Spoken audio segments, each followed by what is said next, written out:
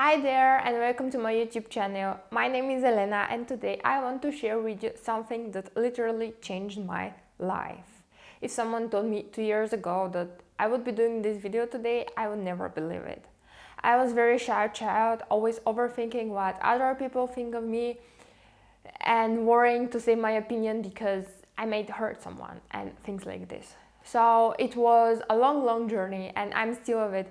But today I would like to talk about the things that helped me to come to this breakthrough in my life. So first, let's take a look from a psychological view why we are looking for external validation and why we want other people to like us.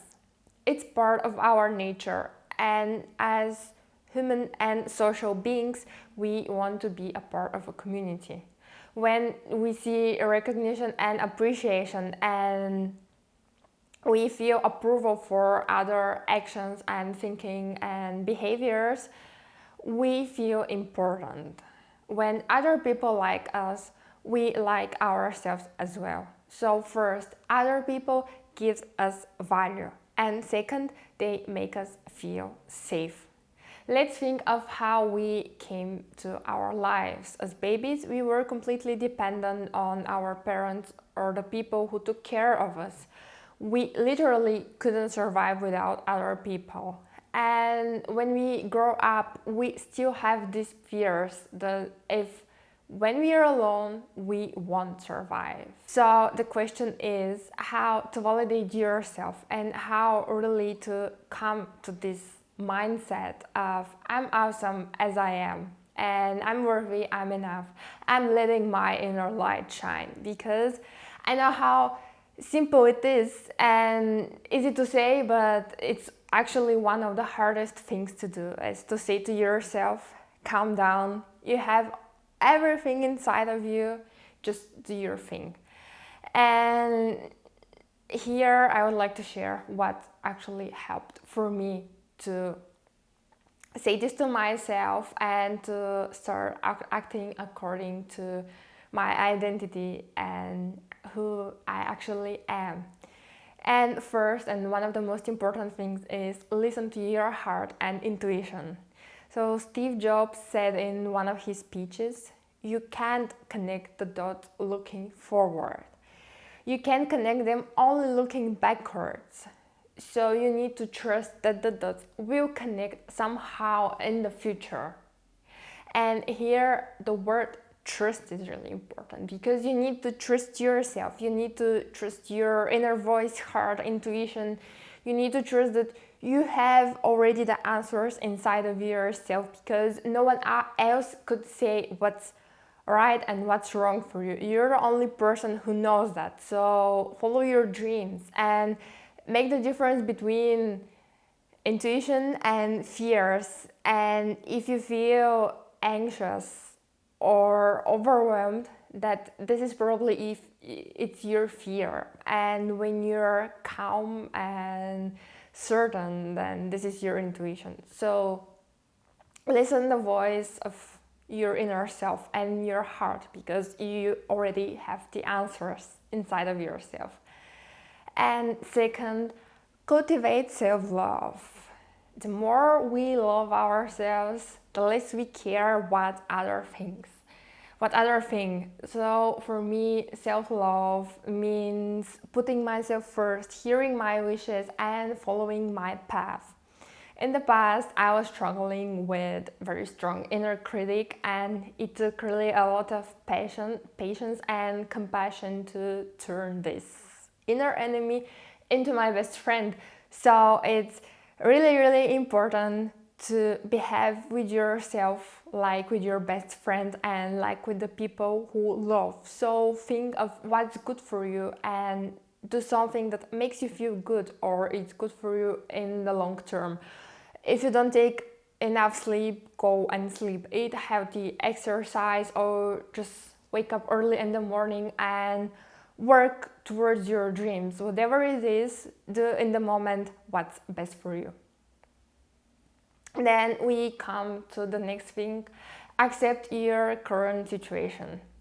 So there's probably something in your life that you don't really like. It could be maybe your job or your apartment, or you have hard time with your family or friends, whatever it is, accept where you're staying right now, because your vulnerabilities are the key to yourself and your happiness.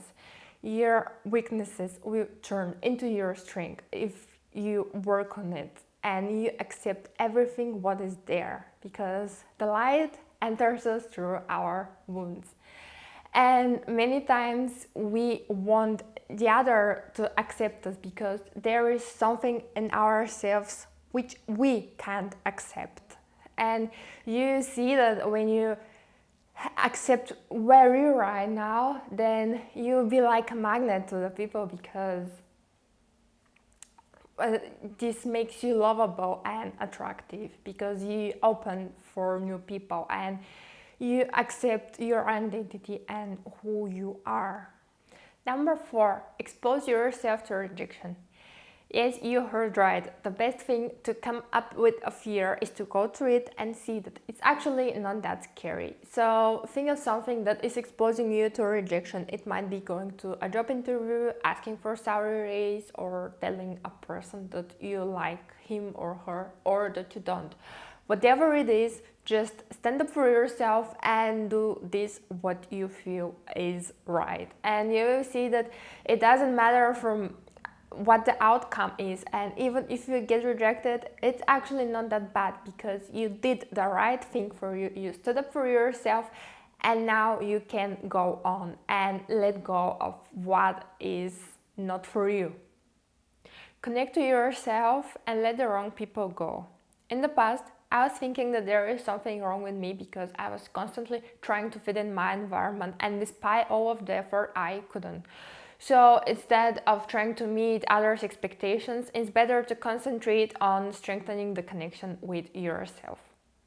When we know what we are looking for and see our journey, then we stop caring what other people think, and then we naturally let go of the wrong one.